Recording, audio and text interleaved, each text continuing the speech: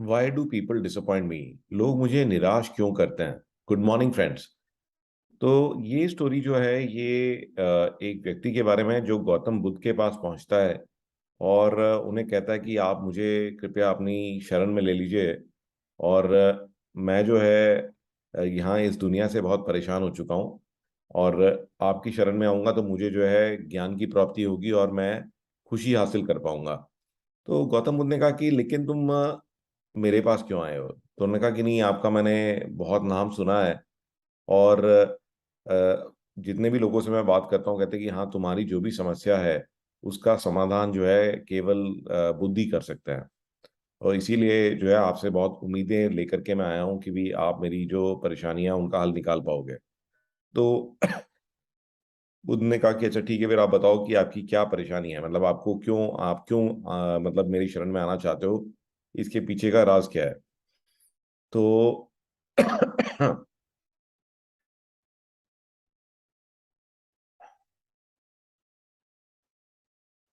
तो उन्होंने पूछा कि अच्छा बताओ कि तुम मेरी शरण में क्यों आना चाहते हो, इसके पीछे क्या, मतलब क्या परेशानी है आपको। तो उसने कहा कि मेरी जिंदगी में परेशानी परेशानी है और जितने भी लोग मेरी जिंदगी में, सबने मुझे जो है निराश किया है, डिसअपॉइंट किया है। तो मेरे पिताजी जो हैं उन्होंने मेरी शादी जो है, मैं एक लड़की को चाहता था लेकिन उससे ना करा के किसी और से करा दी। ठीक है, तो मैं बड़ा परेशान था कि भी वो जो मैंने जो नई जिस लड़की से मैं चाह रहा था उससे ना करा के किसी और से करा दी। एंड जो मेरी पत्नी बनी, जो लड़की मेरी पत्नी बनी, उससे भी मुझे बहुत उम्मीदें थी। लेकिन वो भी जो है वो भी सेल्फिश निकली। और उसने मुझे फोर्स किया कि मैं कवि बनना चाहता था, बट उसने मुझे फोर्स किया कि नहीं, आप जो पिताजी का जो व्यापार है उसी में आप भी हाथ बटाओ ताकि हमें अच्छी इनकम हो सके। तो वो भी जो है उसने मुझे मेरा जो पैशन है उसको परस्यू नहीं करने दिया। और मेरे दोस्त जो हैं, मेरे को उनसे बड़ी उम्मीद थी कि भी जो मेरा बिजनेस चल रहा है उसमें मेरा साथ देंगे, उसको बढ़ाने में मदद करेंगे। बट वो कोई भी जो है मेरा साथ नहीं देता। सब लोग अपने अपने काम में बिजी हैं, मैं बेचारा अकेला ही लगा रहता हूँ। तो मुझे ये समझ में आ गया कि लोग जो है इस दुनिया में बहुत ही लालची हैं, सबको जो है केवल अपनी ही चिंता है। और कोई मेरे को मदद करने के लिए नहीं आएगा, कोई भी मतलब मेरे को हेल्प करने के लिए नहीं आएगा, किसी को नहीं फर्क पड़ता कि मुझे क्या चाहिए। सबको अपनी अपनी प्रॉब्लम्स और अपनी अपनी चीज़ें चाहिए। तो यही मेरी प्रॉब्लम है, मुझे इसीलिए लगता है कि मैं आप ही की शरण में आ जाऊंगा तो फिर जो है ये सारी जो ये सांसारिक प्रॉब्लम्स हैं ये सारी दूर हो जाएंगी। ये जितनी भी प्रॉब्लम मैं फेस कर रहा हूँ अपनी पर्सनल लाइफ में, बिजनेस वगैरह में, ये सारी की सारी आपकी शरण में आके खत्म हो जाएंगी। तो आप कृपया जो है मुझे अपना शिष्य बना लीजिए। तो बुद्ध ने कुछ देर सोचा और उन्होंने कहा कि चलो ठीक है, मैं तुम्हें अपना शिष्य बना लेता हूँ, बट ये ऐसा नहीं है कि भी कोई भी ऐसे मेरे शिष्य बन जाएगा। इसका एक प्रोसेस होता है, इसमें थोड़ा टाइम लगता है। तो सबसे पहले तो तुम्हारे को मैं अपनी एक वस्तु दूंगा, तुम्हें उसको बहुत ही ज्यादा संभाल के रखना होगा। तो तुम्हें ध्यान रखना है। तो उन्होंने एक घड़ा निकाल के दिया उसको, उन्होंने कहा कि भाई ये जो घड़ा है ना, ये कभी भी टूटना नहीं चाहिए। ठीक है, ये मैंने खुद बनाया है और मैं तुम्हें इसलिए दे रहा हूँ क्योंकि मुझे इससे बहुत अटैचमेंट है। ठीक है ना। तो तुम कुछ भी करो तो ये घड़ा बहुत सेफ रहना चाहिए। और शिष्य बनने से पहले तुम्हारे को जो है आश्रम के सारे काम करने पड़ेंगे। सुबह उठ के पूरी साफ सफाई करनी पड़ेगी और जो बाकी शिष्य हैं उन लोगों के लिए खाना भी बनाना पड़ेगा। आपको जा करके कुएं से पानी वगैरह भी लेके आना पड़ेगा। तो उस आदमी का, हाँ नहीं, मैं ये सब करने को तैयार हूँ। ठीक है ना, बट आप मुझे ज्ञान दीजिए। मैंने कहा नहीं, मैं ज्ञान तो तब दूंगा, पहले तुम ये सब करो, उसी के बाद जो है मैं तुम्हें ज्ञान देना शुरू करूंगा। मैं तुम्हें, और तुम्हें कभी भी कोई परेशानी हो, ठीक है ना, तुम्हें कभी भी कोई बात करनी है, कोई भी प्रॉब्लम होती है, तो ये घड़ा लेके आना मेरे पास। ठीक है ना, जब तक तुम घड़ा नहीं लाओगे तो मैं तुमसे बात नहीं करूंगा।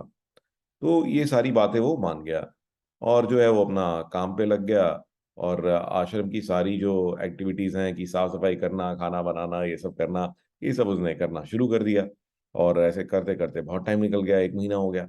और उसको बेचैनी होने लगी कि अभी तक मेरे को कोई ज्ञान नहीं दिया, मैं ये जो है पढ़ाते रहते हैं और लोगों को, मुझे बुलाते नहीं है। तो एक दिन वो पहुंच गया बुद्ध के पास। बुद्ध ने फिर भी उससे बात नहीं करी।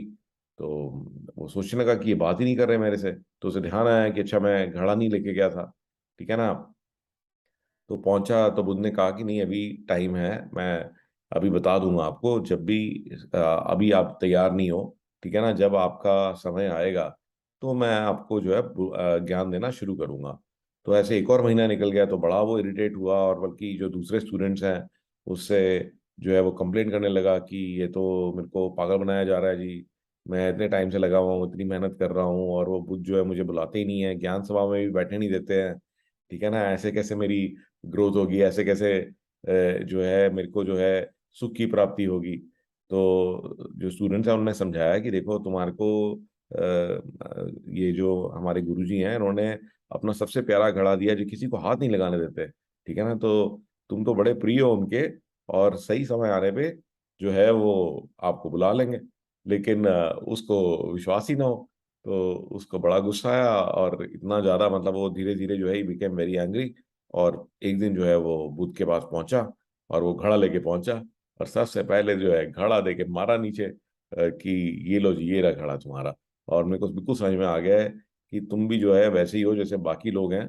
तुम भी बेसिकली अपना जो आश्रम का काम करा रहे हो, तुम्हें एक फ्री का नौकर मिल गया है, ठीक है ना, ज्ञान व्यान तो कुछ देना नहीं है मुझे, बस मेरे को उल्लू बनाना है, ठीक है ना, और कोई तुम अब महात्मा नहीं हो, और तुम भी बाकी तरह जितने भी लोग हैं उन तब की तरह बिल्कुल एक लालची आदमी ही हो। तो मुझे ये भी समझ में आ गया है कि मैं व्यर्थ ही आप लोग के पास आया, और मेरे को लग रहा था मुझे ज्ञान की प्राप्ति होगी, और जैसे और लोगों ने मेरा फायदा उठाया, आप भी उनसे अलग नहीं हो, ठीक है ना।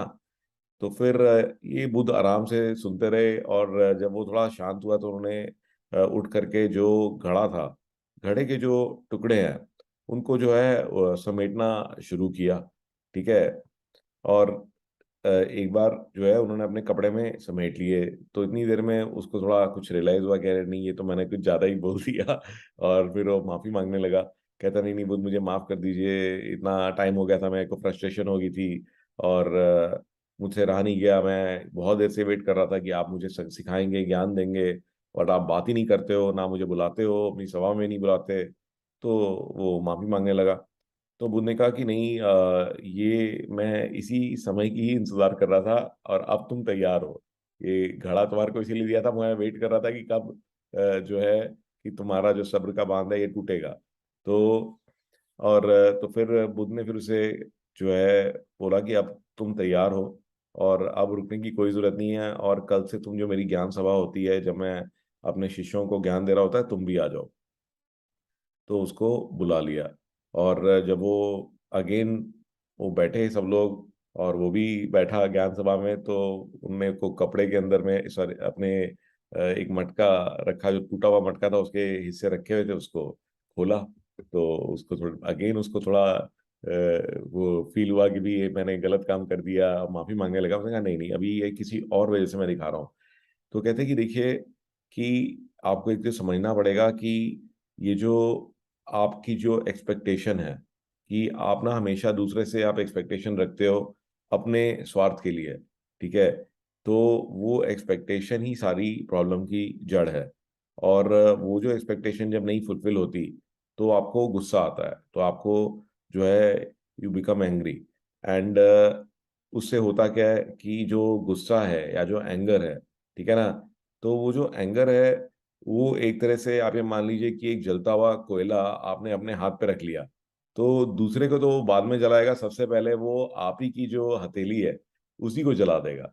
तो ये आपको समझना है कि जो आपने अपनी अपेक्षाएं रखी हैं लोगों से, जो एक्सपेक्टेशन रखी हैं, तो उससे कभी भी आपको लाइफ में हैप्पीनेस नहीं मिलेगी, क्योंकि वो आपके लिए रखी है आपने, वो आपका निजी स्वार्थ है, ठीक है ना, that is your own selfishness, ठीक है, कि मेरे को ये मिल जाए, मेरे को वो मिल जाए, वो मेरे लिए ऐसा कर दे, ये मेरे लिए ऐसा कर दे।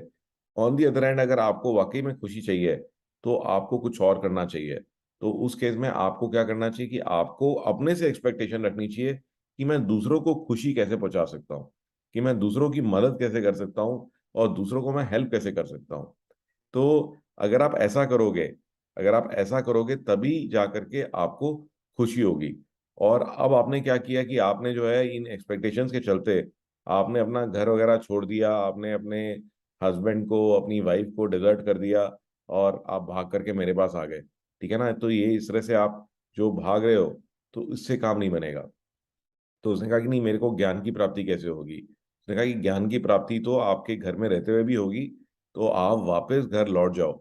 और मेरे जो शिष्य हैं वो आपके गांव में आते जाते रहते हैं, तो आप उनसे बात कर से रह सकते हो, और आश्रम में आ सकते हो, और ये ज्ञान की जो ये सेशन है ये अटेंड कर सकते हो। तो आपको किसने बोला है कि आपको सारे टाइम यहीं पे ही रहना है? ठीक है ना? तो अब आप अपना सोचने का जो नजरिया है उसको बदलो। तो सारे टाइम जो है औरों से एक्सपेक्टेशन रखने की जगह, ठीक है ना, खुद से एक्सपेक्टेशन रखो कि मैं औरों की हेल्प कैसे कर सकता हूँ। और ये करके देखो, और फिर देखो कि आपकी जो आपको जो परेशानियां हैं, जो आपको गुस्सा आ रहा है, वो सब खत्म हो जाएगा, और आप बहुत ही सेटिस्फाइड और बहुत ही खुश फील करोगे। तो गाइज ये बहुत ही अच्छी लगी मुझे स्टोरी, क्योंकि ये हम लोगों के साथ भी रहता ही है कि हाँ उसने ऐसा कर दिया, उसने ऐसा कर दिया, और हम हमेशा परेशान रहते हैं कि हाँ चीज़ें हमारे हिसाब से नहीं चल रही। लेकिन रियलिटी में ये सब हमारा अपना स्वार्थ है, ठीक है ना? एंड जैसे हम सीखते हैं कि भी गिवर्स गेन, तो जो देता है उसी को मिलता है। तो जो आप डालोगे यूनिवर्स में वही तो आपको वापस मिलेगा। जब आप दूसरों की मदद करोगे तो लोग खुद आपकी मदद करेंगे, ठीक है ना? और जो आप डाल रहे हो यूनिवर्स में, अब आप खुद की सेल्फिशनेस डाल रहे हो कि हाँ मुझे ये मिल जाए, या वो मेरे लिए ऐसा कर दे, ये मेरे लिए ऐसा कर दे, तो ये मेरी जो रिलेटिव्स हैं, मेरी जो फैमिली है, वो मेरे लिए ऐसे नहीं कर रही, ऐसे नहीं कर रही। आप उनके लिए क्या कर रहे हो? आपने कभी इसके बारे में सोचा है? तो आप उनके लिए कुछ करोगे तो आपको भी खुशी मिलेगी, और बगैर किसी एक्सपेक्टेशन के करिए, और फिर चमत्कार देखिए कि नॉट ओनली कि भी आपको खुशी मिलेगी, और यूनिवर्स जो है खुद ब खुद, जब आप निस्वार्थ कोई काम करते हो, तो यूनिवर्स भी उसी आदमी को जो है ज्यादा देने की कोशिश करता है। तो आइए आज का एक छोटा सा टेक टिप भी देख लेते हैं। तो कई बार जो है हमें डर रहता है कि हम जो भी काम कर रहे हैं नेट पे, वो कोई और ना देख ले, या किसी और को पता ना लग जाए हम कोई ट्रांजैक्शन कर रहे हैं, या कुछ और काम कर रहे हैं जो हमें सीक्रेट में करना है। तो उसके लिए वेबसाइट है duckduckgo.com। तो यहाँ पे जो है आप सर्च कर सकते हो विदाउट बीइंग ट्रैक्ड। तो आप कुछ भी सर्च करेंगे तो वो ना ट्रैक नहीं होगा। नहीं तो अभी आप कुछ भी जो करते हैं वो जो है वेबसाइट जो है ट्रैक करती रहती हैं, सर्च हिस्ट्री में आती रहती है, और सब जगह में वो चीज़ दिखती रहती है। बल्कि इसका एक एक्सटेंशन भी आता है, आप जो है इसको अपने ब्राउजर में ऐड करा सकते हैं, या फिर अपने मोबाइल फोन पर भी इसको डाउनलोड कर सकते हैं। तो ये जो डक डक गो जब आपके ब्राउजर में आ जाएगा, तो जब ये ऑन होगा तो आप कुछ भी करेंगे तो वो कहीं भी सेव नहीं होगा, कहीं पर भी वो ट्रैक नहीं होगा, और उसमें कोई कुकीज वगैरह है, कोई भी और टेक्नोलॉजी से आपको ट्रैक नहीं किया जा पाएगा। तो आई होप कि ये टिप जो है ये भी आपको कहीं ना कहीं मदद करेगी। I look forward to seeing you with another story. Have an amazing day.